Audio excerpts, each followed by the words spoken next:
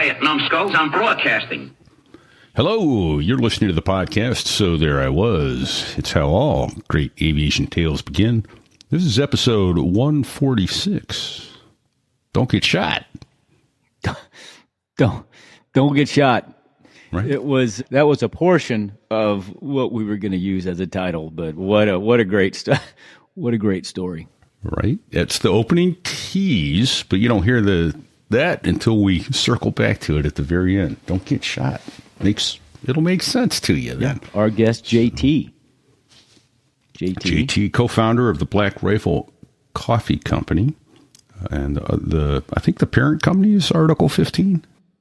He was a TAC P, yeah, a JTAC in the Air Force, and worked with the Army and had some exciting combat deployments.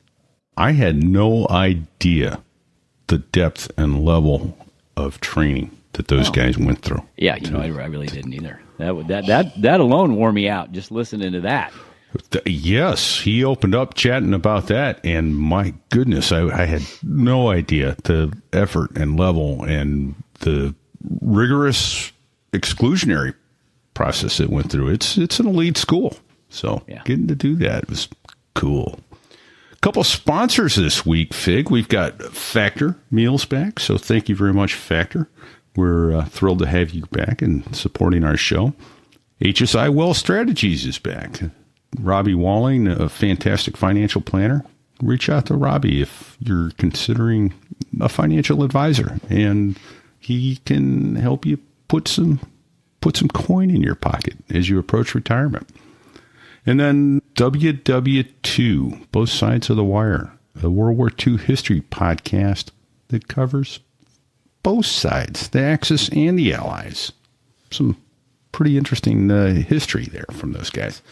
So, got a new Patreon division lead. We do. Richard Berry, call sign Chuck. Thank you, sir. Very humbled. Indeed. Always humbled. We question your judgment, but we're so glad that you became a Patreon. That you've lost it. Division lead. Yeah, we really appreciate the fact that you've lost your judgment. But it's very humbling, and thank you, because we can't do this for free. I mean, this production costs money, believe it or not. So thank you. It does indeed. And everybody's raising their prices, including the people that we used to record with. So bastards. Yeah. And so also helping out, and that is Robert Murray, who gave us a $50 direct donation. Thank you very much, sir. Maybe call sign Dancer? Is it Murray Dance Studios? I could be wrong. Yeah. Dancer it is. Thank you, Dancer. Dancer. Some fantastic stories here, including from combat deployments and getting to see some pretty neat stuff as an E4 in the Air Force, hanging out with the highest echelons of command and control and watching the war from a theater level for his first, 4 months? Yeah, that's pretty impressive, actually, and to see it from that direction is also well. And he had a good story about collecting some data and maybe changing a couple things and helping out. Yeah, and I mean that's the level of shit you and I never even got to see. So pretty fascinating. Yeah, we're not smart. You know what? I think if we get out of the way and let JT tell us, let's get out of the way. Find it more fascinating. I was going to say, don't sit on the ejection seat handle, but maybe we should say, here's a true don't story hold the mic button about down. Crossing the pond. No, don't key that mic. At night, in the world's smallest cockpit, on the tanker, through the weather. Oh, and to the tanker crew who did that, thanks a lot. We really appreciated that. I'm just kidding. No, I'm not.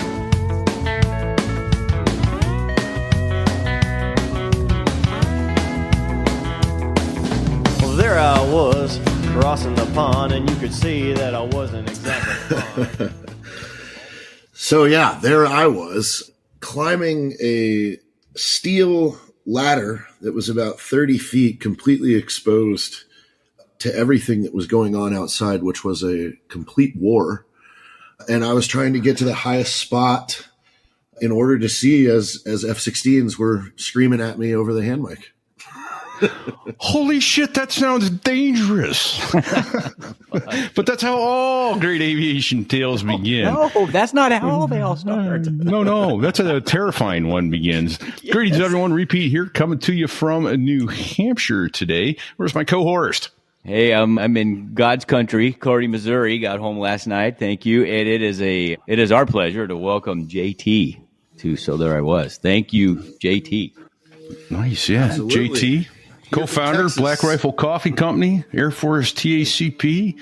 This is going to be good stuff, man. Thank you so much. So I guess let's get right into it. One of the first notes you have is lie, cheat, and steal to become a TACP. Anything to get into there. How'd you hear about that? How'd you learn that you wanted to do something like that?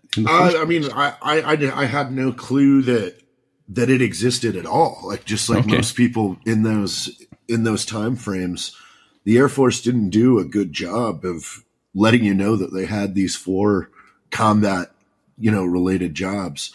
And you didn't learn about it until you got into basic training. So, yeah, I was in basic, and a guy, we're like in between classes, if you will, because they had all these, classrooms that you'd sit in, and we're waiting for another lesson, and this gigantic man walks in with, we're in BDUs. This is 2003. But he has Air Force stripes and Army patches on his shoulders. So that's like something that you're like, wait, hang on. What does that mean? All about? Yeah. And then he turns around and he has all these, badges that we've never seen up to this point either. So you had halo wings and scuba bubble and jump wings. And you're like, okay, I've not seen anybody in the Air Force wear any of these. And he writes on the chalkboard, he turns around and he goes, "Who likes money?" And everybody's kind of like looking around like, one guy is like, "I guess I do." And he writes $300 on the chalkboard, and he goes, "Who likes to skydive?" And like somebody was like, "Oh, I like to skydive." And he writes 250 on there. He goes, "Who likes to scuba dive?" And now more people are like, "Oh, I'll scuba dive." And he writes another 250. He's like, "Who likes explosives?" And like everyone was, "Oh, I guess I like explosives." And he writes, another, and then he adds blowing shit up. And he's like, "That's how much extra you would get a month if you did my job." And we're like, I know you had a lot of people's attention. Yeah, and he's like, "This is how much extra money you get just for all these things." And then he starts painting this scenario about Iran, where he is in an overwatch position from an enemy airfield, and he's got a laser target designator, and there's an entire Army assault force behind him, and he initiates this whole attack with an A-10 AGM-65 strike, and then the Army just rushes down the hill and takes everything over, and he continues to control airstrikes. Yeah, I was like, oh man, like that is 100. I had no clue this job existed, and now that's the only thing I want. Right. So, hey, let me stop you right there and ask you, you were at basic already were you under an open type contract or did no, you already... I was a weapons. So I was going to be a person that worked on the M61 Alpha 2s. Okay. So what's the process like after that? You go, well, so he's like, anybody is allowed to try out. Who wants to try out? And I make my whole row like we're all trying out. Like you're not a man if you're not going to try and do this. So he gives us at that point, like I'm the ringleader of this group, and he gives me what's called an appointment slip to leave whatever's going on in 2 days at a certain time to walk to this track, and that's going to be the assessment of who's going to get their contract changed. So day comes, show our instructor, our drill instructor, the piece of paper. He's like, "All right, you guys go." So I gaggle up the 5 that I said are, we're all going to go try out for this. And we walk down around Lackland Air Force Base to this track where there's about 115 people there because they've gone and asked every everybody in that same week of basic training, and there's about 5 to 10 from each basic training flight that was like, oh, I'll try that. So they give us a PT test, and during the PT test, I'm asking like a million questions. So like I'm doing push-ups and I'm asking like, do we get lasers on our guns? Like, do we get to wear night vision? Like, right. Like, and they're just like the instructor, his name was Hayes. He just kept rolling his eyes like, oh God, kid, like what now? What's next? So we do the PT test.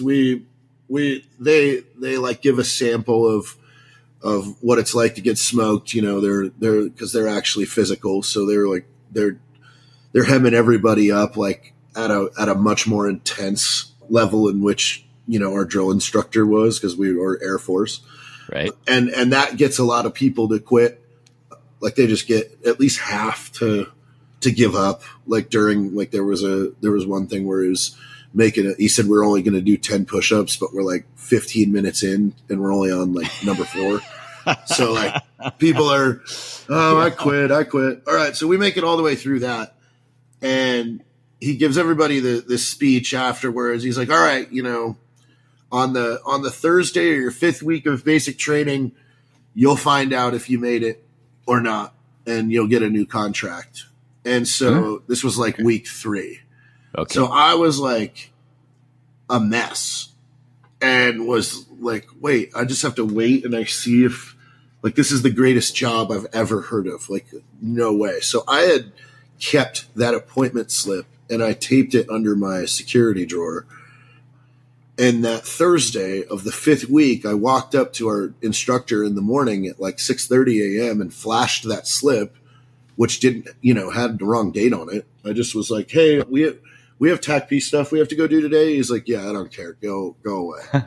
So I grabbed the guys and they're like, what are we doing? I go, we're going to go find out if we made it. So now I'm just aimlessly walking around Lackland with like 4 other guys. You're like AWOL at this point. The only thing that I can, the only thing I can think of is to go to the MPF. So we go to the MPF because there's like a manned help center right at the front. So we walk in and we sit down, and but by the way, we waited outside for 30 minutes because it was closed until 7:30. So we go in and the woman asks, she's like, what are you guys here for? I go, oh, we're here to see Sergeant Hayes with the TACP recruiting. And she goes, okay, just have a seat. And we sat until like 1:00. No. And she came out and she was like, did he still not come? I'm like, no. And she's like, well, let me give him a call. I'm like, yeah. So, so I hear her on the phone and he's like, wait, who's there? And where? He's like, I'll be there in a second. So she's like, he's on his way. So about 15 minutes go by. He comes blowing through the door and he's like, what the hell are you doing? I'm like, I couldn't wait any longer. Like I needed to know if I'm getting to go be a TACP. And he looks at his papers in his left hand. He goes, oh yeah, JT, like you're going. And he looks at my buddy that I brought with me. He goes, but you're not. And then he looks at his hand. He goes, but now I don't have to go find this guy. And he takes my buddy who retired last year. He told this story about how the only reason he's a TACP was because it drug him along this weird adventure. So of the five guys that you drug down there, how many were going to make the cut? Only 2. Just you and your buddy? Yeah. Wow. The other guys actually like quit right there. He was like, well, I don't have more slots. They're like, we don't even want to do this. He's just been dragging us around all this time. Funny. And he's like, okay, that makes sense. Just as well then. See ya. So was that the only weeding out process? I mean, I guess no, probably a lot more to it. The first phase of the entire TACP school, because I went back and I was an instructor too. Okay. Also, the day before we march for graduation is the day we start striking Iraq. So shit. Okay, got real. I got my contract changed, and then like 3 days later, we're starting another war. So I'm like jumping up and down. Like, Yeah. like I'm going. Well, if that's what you're in it for, by God, your timing was perfect. Right. Exactly. So after you graduated, you had the graduation ceremony there in Lackland. Did you stay right there for additional training with the TACPs? That didn't come alive until around 2015. So back then, you got on a plane and went to Herbert Field, Florida. You went to Fort Walton Beach, and you started what was called pre-team. So the team that was graduating would wake you up every morning and run your PT and run you and things like that. And then you just waited until, 3 to 5 people would trickle in every week, from who they plucked out of basic until you had about 30. And then you'd start the course. And then that first phase that's your weeding out phase. So it's all PT heavy. Yep. You get what they call sharked. So like instructors come in at 1 o'clock in the morning, wake everybody up, run you until 10 a.m. and then you got to stay awake and do class. Yep. Sounds fairly familiar. That's Kingsbury right there. That photo is actually, I was in Mosul, Iraq with him, and I was an instructor with him. Nice. Yeah, those guys that were down on the ground looked a little dirty, like they'd been rolling around in it a little bit. So how long is that initial phase of this TACP training? So, I mean, man, it's changed so much now. Back then it was about 5 or 6 months was your like school. Yeah. And because each phase is about 2.5 months. And you do, so first phase is kind of like Air Force publications and doctrinal shit of like, hey, this is how you find information in the military pretty much. Then block 2 is radio communications. So you're learning every radio that we use, which we use, the HF radio, we use a VHF, UHF radio. So the Army talks on Fox mic, the Air Force and anything in the air talks on AM, UHF, and then SATCOM. So and then you're learning all your crypto devices, how to load these radios, how to fill them, and how to keep them secure talking, as well as have quick too. So frequency hopping, like this is all very difficult programmable things that you're a radio operator. So you have to not only know how to do it like a million ways from Sunday, but you have to know how to troubleshoot it as well. Right. So then phase 3 is SUT. That's the like hard, and this was when there were 7 phases, but now there's 3, I believe. But phase 3 was small unit tactics. This is, they're teaching you FM 7-8, which is the infantryman's tactics field manual. You're learning patrolling, patrol base, procedures, how to dig a foxhole, how to hold a weapon, how to assemble your gear. Like, cause you're assembling a rucksack, you've got now they're assembling their armor and everything like that. So it's like you're learning the gear, and then the ass kicker at the end of that is the field problem. That's 6 days where you're, awake for almost all of it. And you're doing land navigation by yourself that you're timed on, and you have to make it to your points and everything like that. You do GPS navigation with vehicles, which is, almost a 30-mile multi-leg deal. And so, that field problem is what gets rid of, you generally go from a 30 to 40 person class to 10 by the end of it. No kidding. Wow. That's a high attrition rate.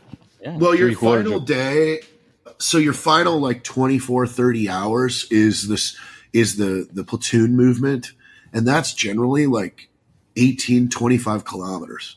And so again, like you've got guys that you've kept awake, kept on, ration food, 2-3 MREs a day.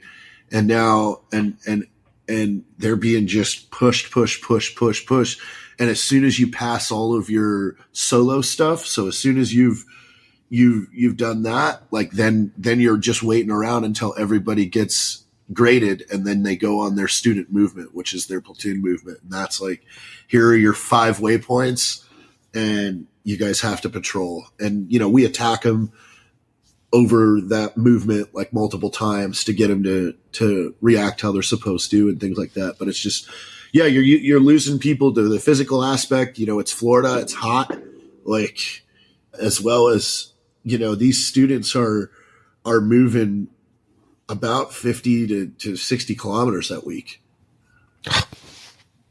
Man. That's a lot. Holy shit. Yeah, it's quite the crucible, as it were. So, holy cow! And so you said it's about 6 months from the time you started that school to the time you were out in. What do you call it? The Air Force? We call it the fleet. Well, yeah, or just at your unit on your team. Okay, but still, it's a very long process. So for me, finished that tech school, you get your beret, the TAC P beret. And then I went to jump school, and then I went to SEER, and then I showed up at my unit. But then when you show up, you have to go through a combat mission qualification train up, and that takes another 4 or 5 months. So you have to do your what are called CDCs, which these are like your manuals. You got to test out of that. There's 3 of them. So you have to take this end of course test, and then you have this practical evaluation of all your critical skills that you have to pass. So it's a pass or fail. So your leadership inside your team takes you out and makes you completely set up a vehicle, remote the RSC for the radios. Then you have to conduct a whole CAS mission and plan it. And you have to do everything correctly by the book without any safety violations. And then you are combat mission ready. Nice. Okay. So, and now, quick acronym. What's RSC? That's a remote. That's an old radio system that we don't use anymore. It's a remote that you can leave the Humvee up to 3 kilometers away, and you have the like brain unit of the radio pallet with you. Okay. Nice. All right. And then you talked about SEER school. So that's survival, evasion, resistance, and escape. That's special fun, even though that's only a week. But JT, you said 3 weeks. You said jump. Was it 3 weeks of SEER school? Yeah. You said jump school. Does that? Were you down? Was that just jump school, or was it also the Halo? No, it's just basic airborne. Okay. You don't go to Halo until later on if you go into that mission set. Well, so by the time you got to your unit, you were pretty seasoned. Well, I mean, it was all training, so yeah, it's just more. They just dump more and more and more and more on you, and so even then, once you get CMR, you're able to be deployed. So with us, you deployed immediately, and that's where you get. We call it like they don't do this anymore, but you used to be an assistant to the JTAC. So when you were new, you were not certified to control and conduct airstrikes. You were in training. So even when you were combat mission ready status, you were called a ROMAD, recon, observe, mark, and destroy. Like you're the assistant to the JTAC, and you're learning. So how we did it back then is, you got your combat deployment as a ROMAD, and you came home, and then you started your mission qualification training to become a JTAC. And then you go back to Nellis, and that's a 6-week course. And then you come back home and you go through a month of MQT, which is they make you redo your night live laser and evaluate you, which your JTAC evals are really, really hard. They are every possible hardest cast, like high threat cast scenario that you do, and you do it with a live aircraft, and you have to get bombs on target. So like our JTAC certifiers were not forgiving at all on evals. Like you are in a high threat environment with threats all over the place, with artillery and mortars and helicopters and UAVs, and everything is just in your chili. And now you have to conduct a cast mission safely. What could possibly go wrong? Holy Nice. crap. Yeah. And it sounds like you're at about 2 to 2.5 years in by the time you're getting to this point even. 3. It was almost 3 before I went to JTAC QC. So had a whole deployment, had trade up, and then got to go to Vegas, did JTAC QC, got my eval, and then 3 weeks after I got certified, I deployed again. Damn. Wow. Yeah. That's Well, just all right.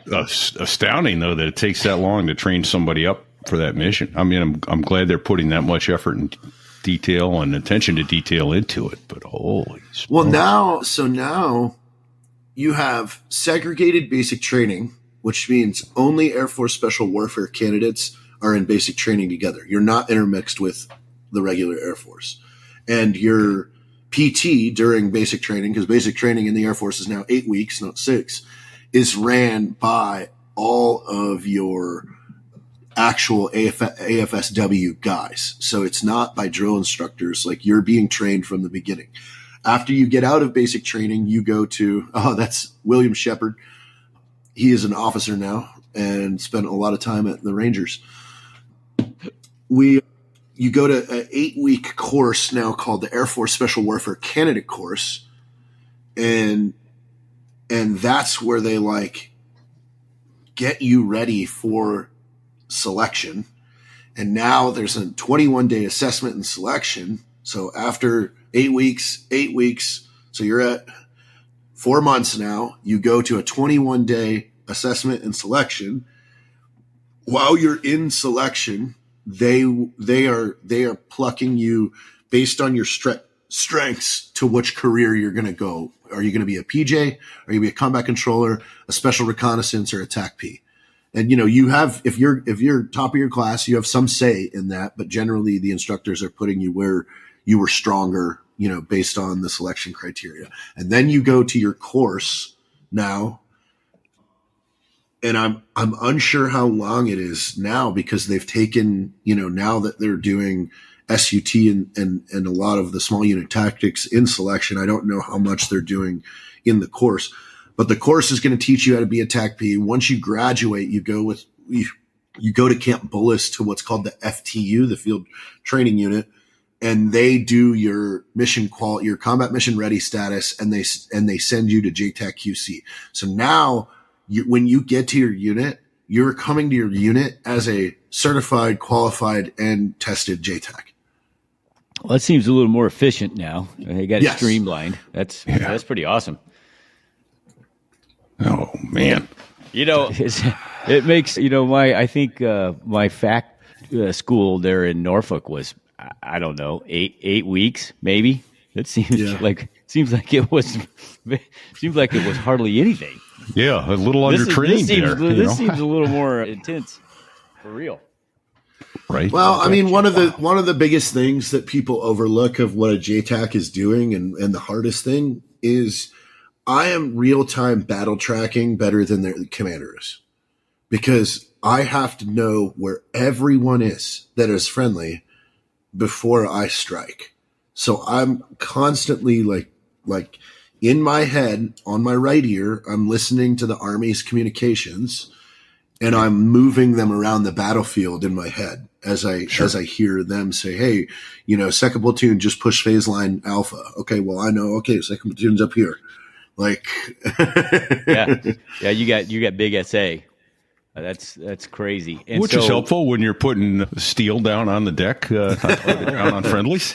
Well, and you need to give it to the community. In the last 25 years, we have truly only seen about 3 fratricide incidents where the JTAC was at fault. So if you cross-reference that 3 over the top of the hundreds of thousands or tens of thousands of strikes that happened in the last 25 years, I think we got good numbers.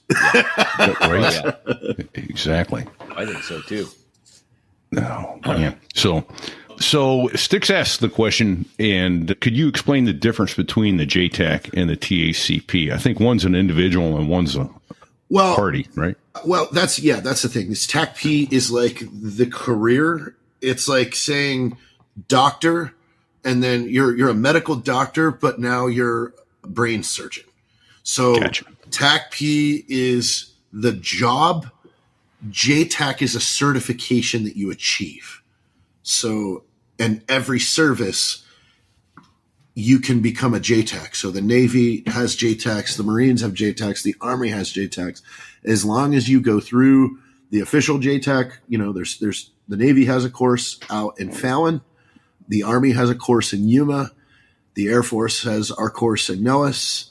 I'm unsure where the Marines have theirs, but I imagine it exists. It used to be in Norfolk at the Special Warfare Training Center East. Yeah. Well, if you were on the East Coast, that's where. Actually, you know what? I think Fallon. I think it's at Fallon now. I think they both crushed into Fallon. We spent a year there. We spent a year there 1 month in Fallon, didn't we? Right. Yeah, absolutely. Oh man. All right. Fantastic. So combat deployments. How many did you do? I just did 2. So I went to Mosul. Well, I went to Baghdad first for 4 months, where I was in the Core Operations Center, the Joint Operations Center. Yeah. I got to watch what warfare looks like from a strategic theater level for 4 months. So as an E4, I'm literally getting my doctorate in warfare because I'm sitting next to General Vines and people that are literally running the entire theater of war. And I'm watching this process where, our commanding general of theater changes based on intelligence briefings, is changing his focus, and he's shifting resources and combat power in real time. Like that must be fascinating. I mean, just to like, I know this could be incredibly boring to some, but one of the things is like when you look at your average day, you would receive around 110 to 130 airstrike request forms. Those were from JTACs and units all over country that said, hey, we're going to do a mission tomorrow. We want to request air power to be part of that mission. Okay, so all those things can come to you in the JOC. And then my job was to prioritize them based on the commander's guidance. So I'm looking at what unit you're with, where you are in country, and then I am prioritizing that because this is called an allocation. So the allocation of air power from the KOC, which is an LUD, says, hey, we can fly 60 sorties a day. So, I got 130 airstrike request forms, but I only have 60 sorties. So I have to allocate and match each sortie with an airstrike request form that meets the commander's overall guidance based on his priority. So, one time he came out, he said, Baghdad is our priority. I want to own Baghdad before I even care about anything else right now. So that meant if you pushed up an airstrike request and had Baghdad on there, you went to the top of the pile because per the commander's guidance, this is his focus. Now, one thing that I did effectively, and this was literally just out of the fact that I was incredibly bored and was trying to find something to do, is at the time we were flying 24 hours a day, what was called a pipeline security sortie. So there was a pair of fighter jets 24 hours a day that would fly the Iraqi pipeline from the south all the way to its farthest portion of the north. And this bothered me because it was 2 combat aircraft that I couldn't touch that were always flying. And when you're sitting in this spot, you're seeing every troops in contact that happens unfold every single day. So, and these are all my friends, by the way. So, oh, hey, my friends in Talifar are in the troops in contact again. And they are on the radio calling up saying they need air because they're getting attacked or overrun or everything like that. And so I looked at the MISRAPs, the mission reports, and I scrubbed for 7 months. And out of a 7-month, 24-hour-a-day sortie, they had only reported 2 things, and only one of those 2 did the Army act on and actually go take a look to see if it was of any significance, and it ended up being incorrect. There was no vehicle that was, suspiciously around this thing. So I brought that down to General Petraeus and said, hey, because he was very hot. He was the assistant Chops at the time. The chief of operations is what Chops is. You call the general in the ops room. Yeah. It's Chops. And he was very big on being impatient when, like he hated when it took a long time to move aircraft to a unit that was in a bad troops in contact. So that was his pet peeve. So I came down and I said, hey, I was like, right now, our TIC response to Rawa and Talifar, which is kind of the focus at the time, was pushing north and to the west, is almost 40 minutes, and these guys are getting in a tick every 90 minutes. I go, so here is this pipeline sortie that does nothing that we could steal, and we could put a cap, which is a constant air patrol, above Mosul, and then I can get a 15-minute tick response time to Rawa and Talifar rather than 40 minute, and risking somebody hit the tankers. And he was like, yes, how do we do this? I go, you are going to have to call Jedi, which is Jedi is the head of the KAOC, and that's a 3-star Air Force. They aren't going to listen to Corporal T. You're going to have to handle this in general.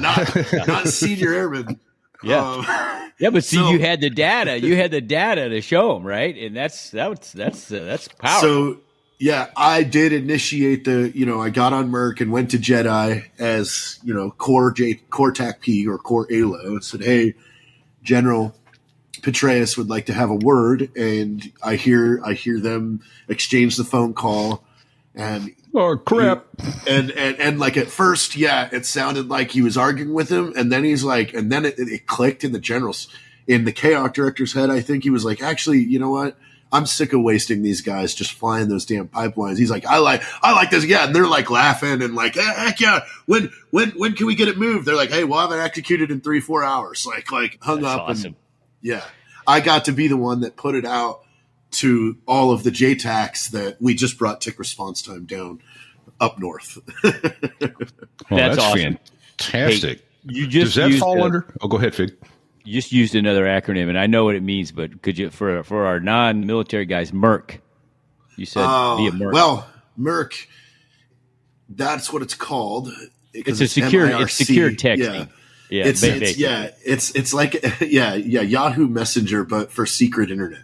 Yeah, thank you. All right, repeat. Sorry to interrupt. Go ahead. No worries. So I'm assuming that this is going to fall well under the note about a good combat lesson and why it's important to listen to your NCOs. Oh, absolutely. Is that what I wrote? Yeah, it's one of the notes that we got. So no, that was. I know what I'm talking about. There is. We had halted in a position in Mosul. I was with the 172nd Stryker Brigade, 4-1, the Buffaloes, and we had halted in this position outside of this town that we knew that we were going to get issues with. And the sergeant major is walking around. We're in Strykers, and so we're hanging. When you're in a Stryker, you stand on a apple crate outside of the air guard hatches with either your rifle or like I had a M240 Bravo, which is a big heavy machine gun, on like a zipper rig where it's like on a spindle that kind of you can lift all over the place and drag it around. And the sergeant major walked by and he stopped and he's looking at me and I'm looking at him like, what? And he goes, roll your fucking sleeves down and close them up. Yeah, and because it's important to be in uniform when God, man, like it's 140 degrees out. Yeah, so I zip him up on my gloves and he walks away, and as soon as he walks away, I rolled him back up and we take off. Well, as soon as we're not in that area that I said we knew was going to give us problems for less than 5 seconds before they started giving us problems. And I swing the 240 around to start to shoot. up along these rooftops where these guys are running and shooting down on us. And I pull the trigger, and the brass falls right into my sleeve and burns me. So I go down. I only get 3 rounds off the machine gun while they're screaming over the radio, hit them with the 240. And I'm trying to get a piece of brass out of my thing. And you know what? Like, when we got back, the ramp was down and I'm putting a Band-Aid. You know, the medic is over there wrapping tape, and the sergeant major walks up and he goes, "Hey, Air Force, you know what?" He goes, "It's not always just we're not always just saying shit because we think it's cute to say shit." And he rolled his sleeve up and he had a burn mark on his thing. He goes, "Sometimes we've fucking done it." Oh, that's money. Nice. Yeah. Holy shit. So, do you still have the scar there? Yeah. Luckily, I didn't get burned crazy. Like it wasn't a bad one. Like I was just doing the hot potato dance, you know. Yep. Trying it, but it did it. It took me and my weapon out of service. Yeah. When they needed us, like to be there, and it was That's all because lesson. I wasn't listening. That's hard lesson. Right. Mine wasn't combat, but I do still have a 5.56 millimeter circle on my knuckle from where I got my hand in the way of an ejection port on an M16. But yeah, that hot brass will get you. Yeah. Holy. Wow. Hey, first TDY, captain has been caught by the police. What's that about, JT? Whoops. Oh yeah, my very first TDY. We go to. There's a bombing range in the middle of nowhere, Wisconsin, called the Deadwood Range, and it's in a town called Mauston, which is about 2.5 hours north of Madison. Well, the first night we get there, we stay in Madison, and college town. Yeah, our ALO, who was a B-1 bomber pilot, we get back to the hotel, and he wants to keep drinking.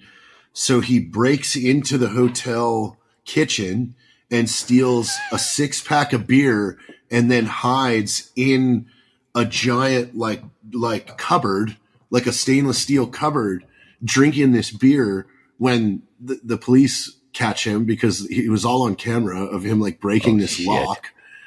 And then it turns out that the beer he had stolen was non-alcoholic beer. So he's just hiding in this cupboard. So the police are interrogating him, like have him sitting down in cuffs while my team sergeant, who's also hammered, is like, "Hey, we've all been to Sear. You're not going to get anything out of him. You might as well just let him go." Like, right. And eventually the hotel staff was like, "Just pay for the lock and you can let him go." Like, so yeah, it was. He's not going to tell you anything.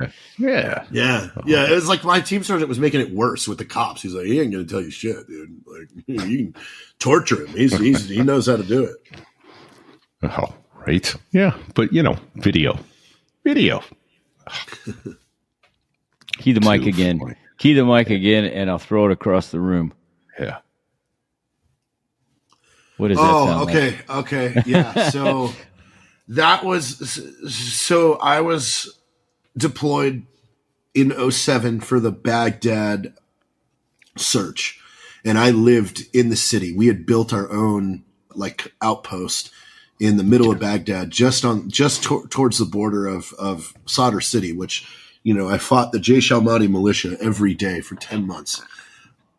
And so, we are fighting. I'm with the 82nd, and the 82nd they are, recon by fire. Like, they go and every day they kick the hornet's nest and they get themselves in a fight. And that's how they operate. So we've been operating like this for about 5 months, and we're tired. Like, it's hot. We go out all night and conduct raids and go and try and snatch people up. And then we get attacked all day. So we have to keep getting woken up and defending our outpost and things. And so we got this new kid that was a 13 Fox. So that's artillery or a forward observer in the Army. Okay. And he's like 18 and just graduated AIT. So like, oh wow, graduated Army basic training, went to the FO school, and then showed up at his unit, and they're like, they're deployed, and they're like, so get on a plane and go meet him there. So he's out there. Like, this guy doesn't know anything, and we have been, and that's where I sit in the talk, is next to the fires desk. So all of fires for our battle space is happening through these guys. And, you know, he just kind of, right away, his attitude was he was blowing me off because I'm in the Air Force and I must not fucking know anything. And why is this guy here? And so every company has their fires lead, their lead FO, you know, and Bravo Company was kind of our, of the second of the 325, the White Falcons, Bravo Company was our like smash company. Like, you sent Bravo Company to go fuck people up. Like, that was their job. Like, and then you had Delta who had the vehicles, so they would drive them there to fuck people up. And that's kind of how that went down.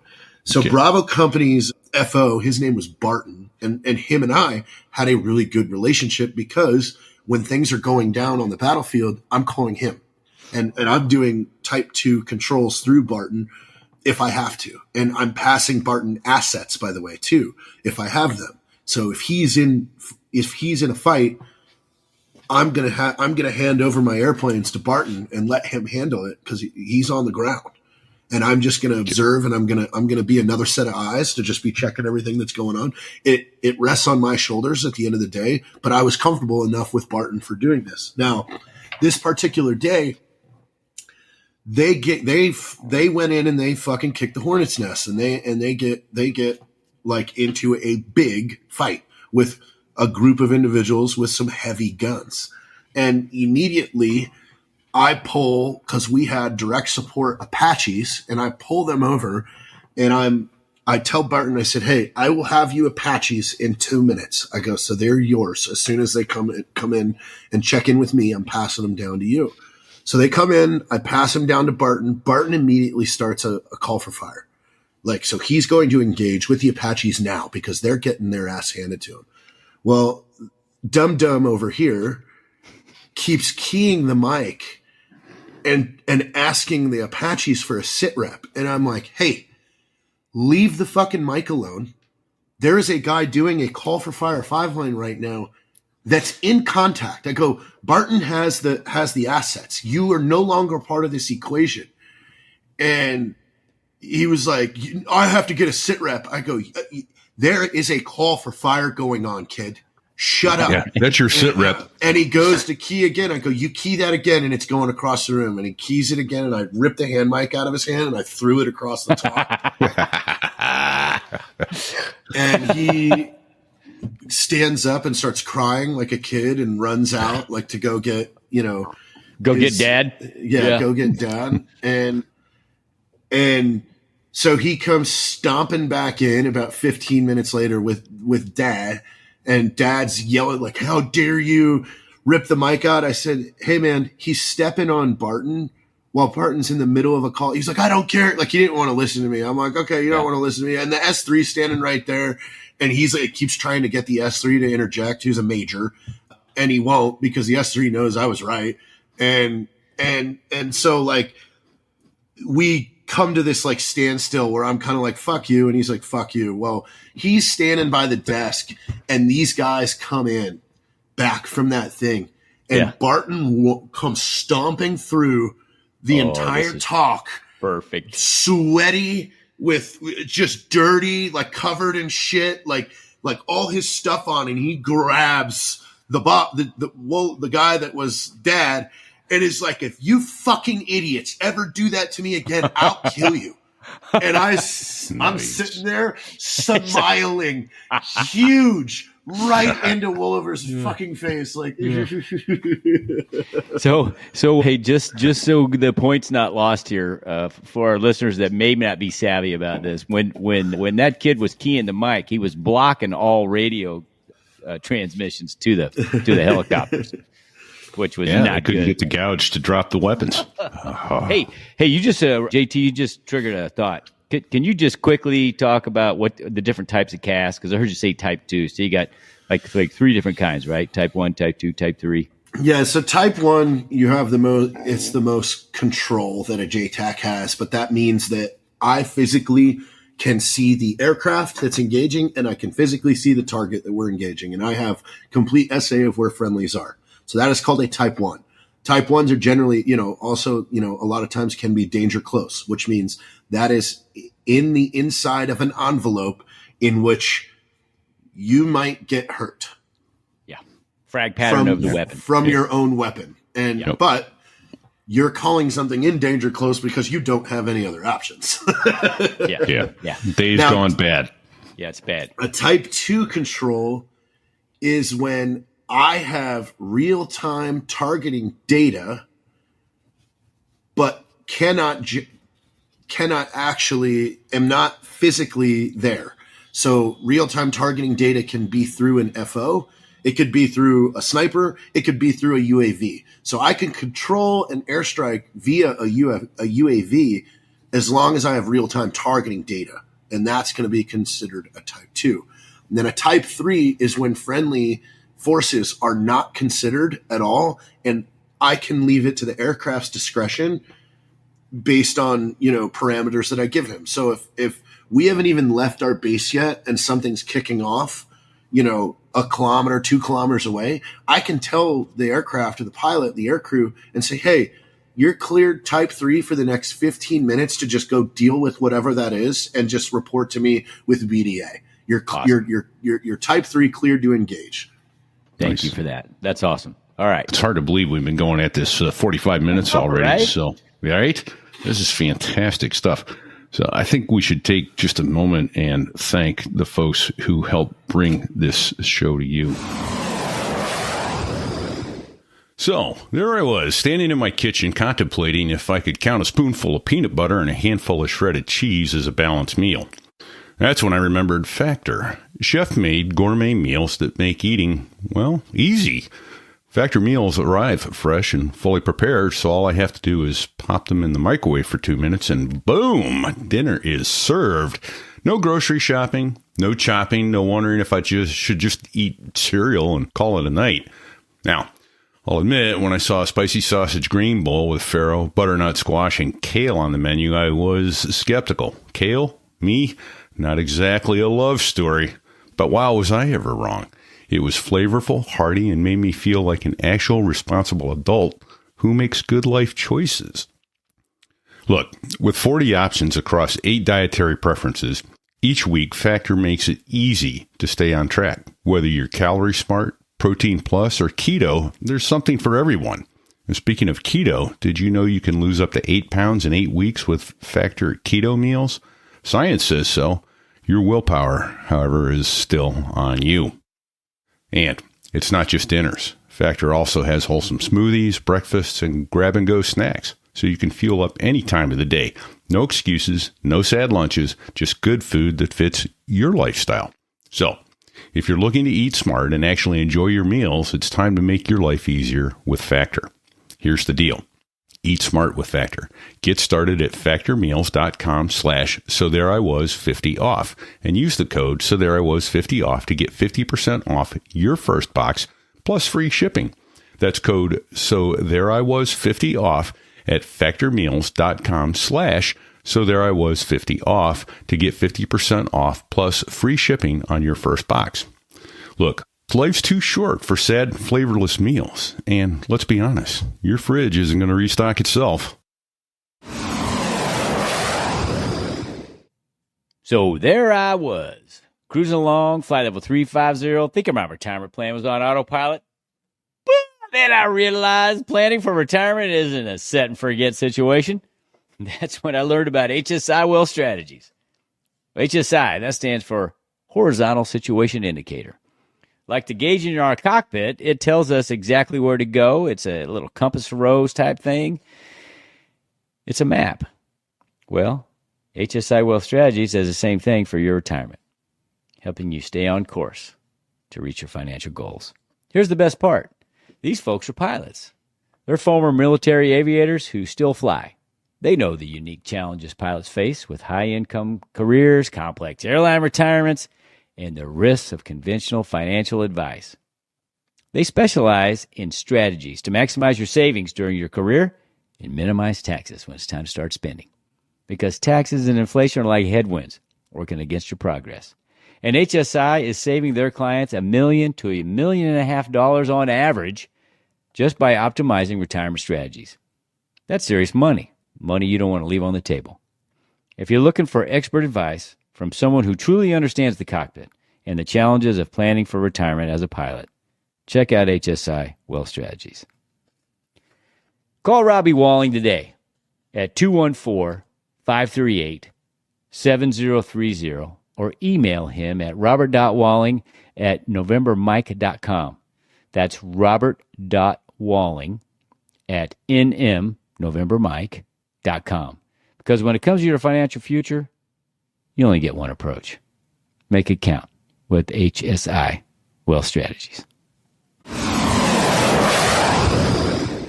Clearly you love podcasts or you wouldn't be here listening. So for all our listeners who enjoy military history podcasts, we have a fantastic new show to recommend. WW2, Both Sides of the Wire. Hosted by Jesse Alexander, Professor Matthias Strone, two leading military historians of the Second World War. This podcast delivers weekly, in-depth discussions on every aspect of the conflict, from battles and strategy to weapons, tactics, and key personalities. This show doesn't just cover history, it brings it to life. So, what makes Both Sides of the Wire truly unique is its dual perspective, exploring the war from both Allied and Axis viewpoints. Whether you're fascinated by the Normandy landings, the Eastern Front, or the role of air power, this podcast offers a balanced, expert-driven narrative that you won't find anywhere else. It's available on all major podcast platforms, so check out WW2, Both Sides of the Wire today. You won't be disappointed.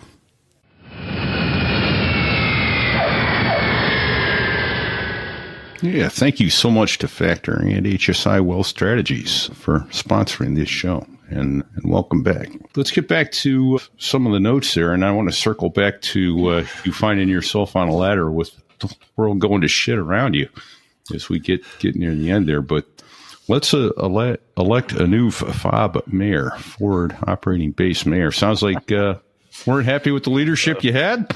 Oh, there's a good story there, I'm sure. Well, no, it was just, it was a joke. Like the joke behind it is like the FOB mayor is just your support company's first sergeant. They just call him the FOB mayor because he kind of, he runs all the logistics of what happens on the FOB.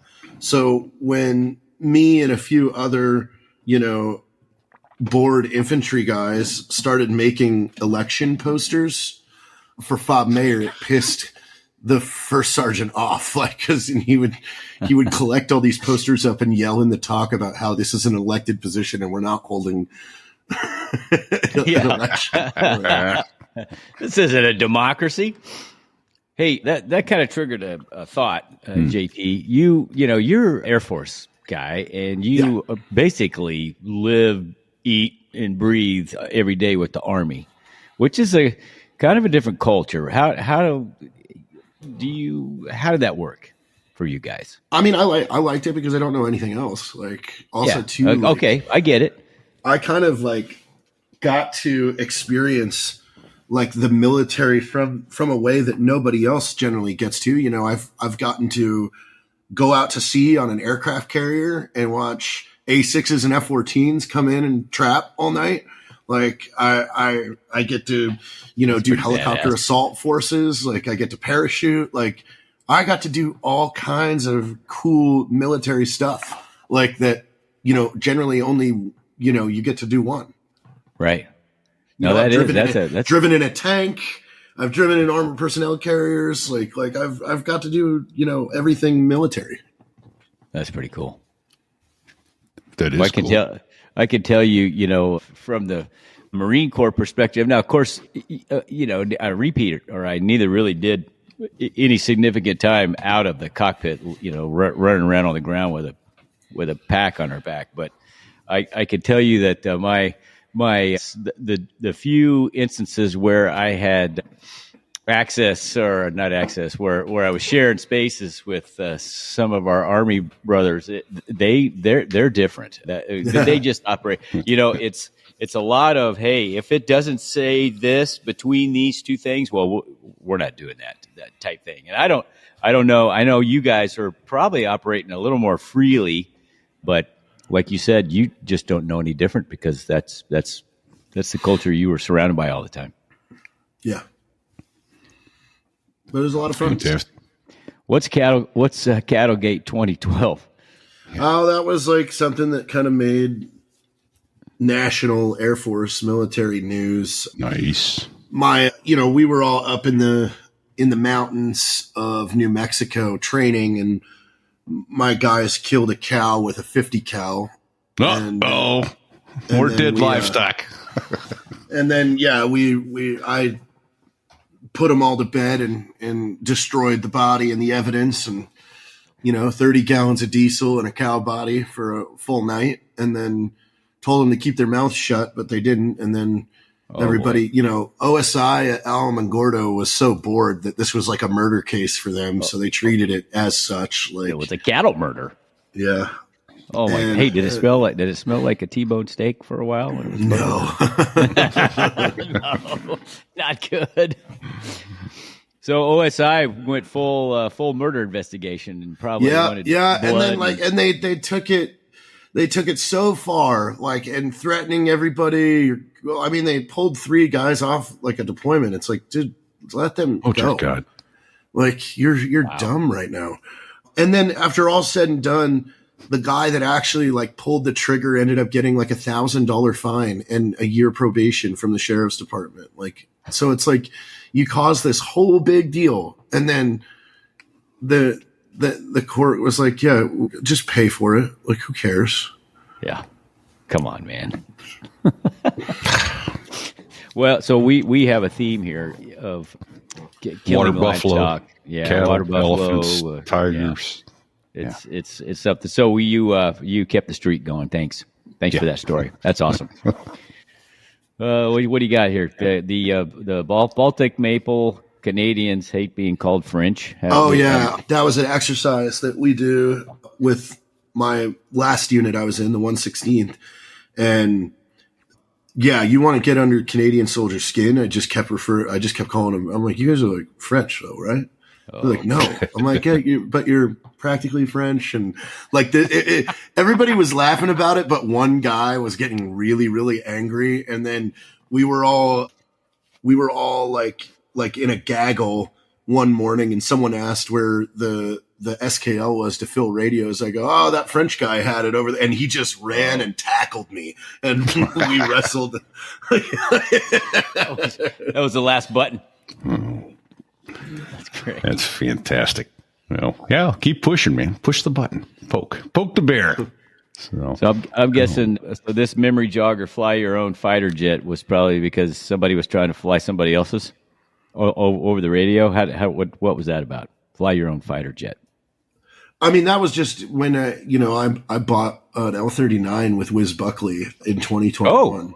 Oh, actually, fly your own fighter jet. Yeah, very cool. All right. So I grabbed about between 60 and 70 hours with Wiz when I had it, and then got rid of it because I scared myself.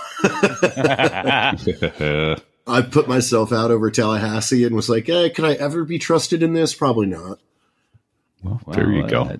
That's those have ejection seats or not? The L-39. Yep. Yes. Okay. All right. So, wow. Russian ejection seats work pretty well. Well, I mean, yeah, there's a picture of one. That's a check plane. Yeah. So where did you keep yours when you had it? Where were you? It was down out of Fort Lauderdale, out of Boca Raton. Okay. Yeah. You go out over the water and do acro and play around a little bit. Now I went a much cheaper route, and I just have a gorgeous simulator upstairs for the Hornet. Yeah, you sent me some pictures of that the other day. That thing is fantastic. I didn't. Yeah, I have all the hardware. Yeah, I'll see if in fact I sent them to Sticks. I think Sticks can get them uploaded and show it for those that are watching. But that's fantastic. So not many Air Force enlisted men are able to buy their own fighter jet, which leads me to the question of what'd you do when you got out? Yeah, I mean, I was still in when we created Black Rifle, and Okay. Yeah, I was. How'd that come about, JT? I mean, me and Matt you guys were doing your chugging around with Article 15. Like, we were kind of the first people to make fun of the military, and like in ways that military people understood it and thought it was hilarious. And so then we met Evan, and we did a few little business ideas with Evan. But Evan's passion and his like his hobby was studying coffee. Like, he ordered green coffee all over the world and then would roast it and make his own roast profiles and all this. Like, so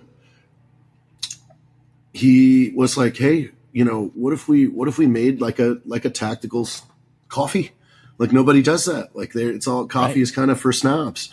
And we're like, yeah, let's do it. And we just, hit the ground running, utilizing social media like strategies that were winning, using comedy to speak to the audience. And it worked.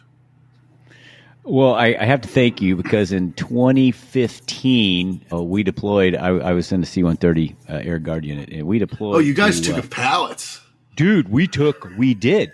We took a pallet of it, and everywhere we that went, was LoJack. That's how we know each other, is through LoJack. LoJack. Yep. And we would go to all the with different fobs. We'd shove big bags of coffee out for the troops. They loved it. So yeah, That's thank awesome. you for that. That was awesome, man. Like, I remember, like Evan was like, we should just send a shit ton of coffee overseas for everybody deployed. I go, I got a buddy that just got to a C-130 unit in the Guard, and the Guard could do whatever they want. So I called him and dude, we had those parachute bags, B4 bags, whatever you call them. We had like 10 of them stuffed, like bricks with big bags of coffee, and we put them on. We palletized them and smuggled them over there. We didn't smuggle them. I mean, we took them. They were ours. Yeah. They had to deploy supplies. Yeah. Oh, that's fantastic. I love all your videos, all your commercials, videos, whatever you want to call them, man. They're awesome. I just got one the other day. The best. They're off the charts. Fantastic. Yeah. No. What was the last one I just saw? It was attack. There's a sim. Oh, look at that. That's his personal simulator. Holy shit! That's legit. Yeah. It is. You got it all. Yeah, it is. I would make myself. The ejection seat looks like it might work. Be careful. Yeah. That's from awesome. That's from a Strike Master. Okay. Counseling. It was tactical counseling or something like that was the title. Anyway, thank you for those. Those are awesome. No, what's DCS in the greatest demo squadron in the world? What is that? Oh, so, yeah, DCS, Digital Combat Simulator. That is the software. Okay. Yeah. Which is what you're using? And we have an aerial demonstration squadron, so it's like the Blue Angels, like the Thunderbirds, but we're called the Wet Boys. And so you guys can get together and fly and do demos, and then can you watch it, virtually? I guess we're banned from all virtual air shows now.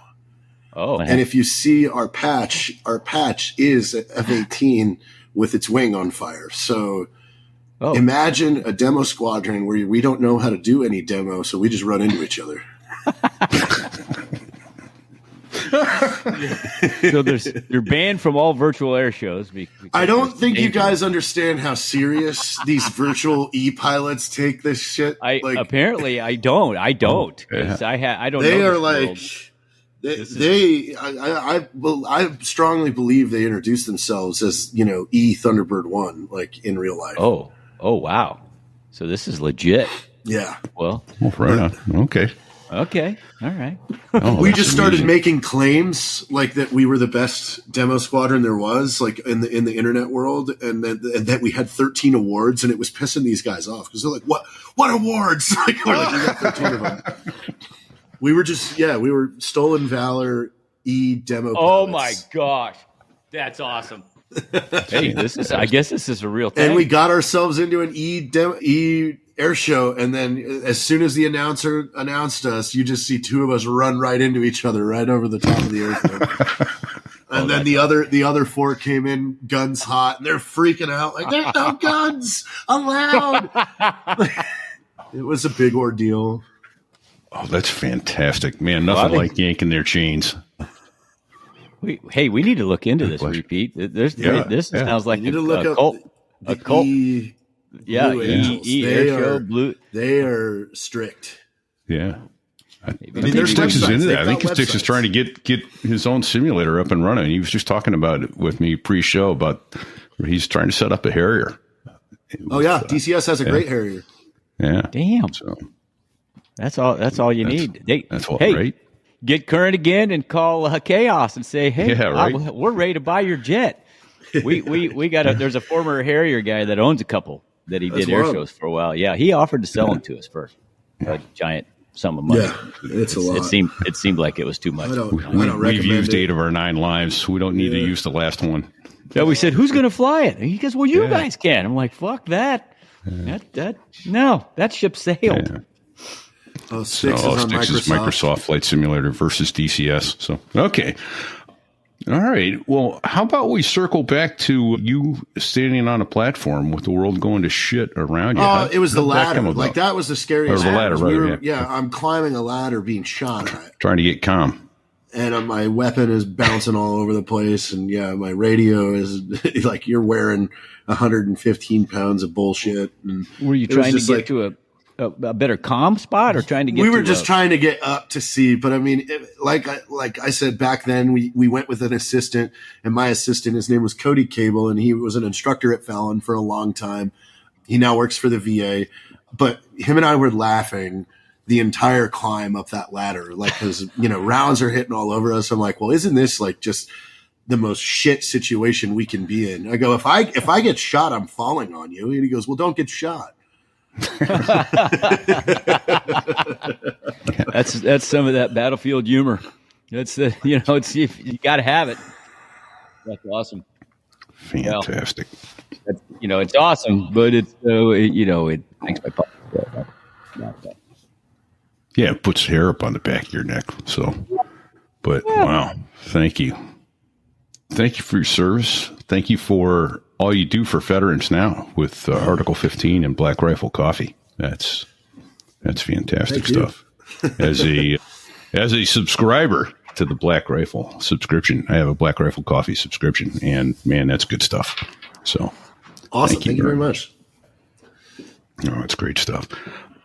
Any other stuff you want to tell us about that you're doing? Any ventures you're getting into? The simulator thing is what I'm going to go back to. I think I'm finally ready. I'm going to start a simulator YouTube channel. Right. That's just like, showing off the sim, and it's so much fun. Like last night, I was just doing case 1 carrier landings for about like 2 hours. Nice. Wait, do you get graded automatically? Can you look at the profile? You see what you can replay it too. Like, it's shit. And then they've got they've got all the lessons too that you can go through that'll just walk you step by step how to do things the right way. Well, like the Dos Gringos say, how hard can it be? I mean, there's 4 fucking wires, for crying out loud. Right? You don't have flare. That's a lot of shit talking from an F-16 guy. No, you're absolutely right. That's the best part of it. Whatever. Side sticks are gay. That's what I said. Squat. If you're not see, flare to land equals squatting to pee. That's what. Right. Nasty appears on Mooch's channel. No, you kill me. Oh, yeah. All right. Well, I think we probably ought to land this airplane. We've taken well over an hour of your time. Thank you so much for joining us. Yeah. Thank you for your service. Thank you for all you've done for the country and for what you continue to do for veterans. That's deeply, deeply appreciated. Nah, we wouldn't have it any other way, No, that's great stuff. Couple other thank yous we need to get out there. The folks over at backbeatmedia.com that handle our advertising for us. We're deeply appreciative of that. and Dave Hamilton, who has three other shows, the Mac Geek Gab, the Gid Gab, and the Business Brain. So we're deeply appreciative of Backbeat Media. Well, Svig, some other folks we need to thank. Well, we gotta thank Bago and Sticks for being in the background there and being our producers. Right, they do amazing work for us, and we're deeply grateful to get all that stuff up when they do for us, so we can actually pay attention to the show. But maybe go out there and give us some ratings. Go to starwars.us/rate. It'll take you to some links where you can give us some 5 stars or more. Give us more. Give us 10 stars. Hey, if you can't give us 5, tell us how to fix it, because we're trainable. Exactly. For the most part. All right. Then let's see. Thanks to Badass over at bdsaviationphotography.com for letting us use his images.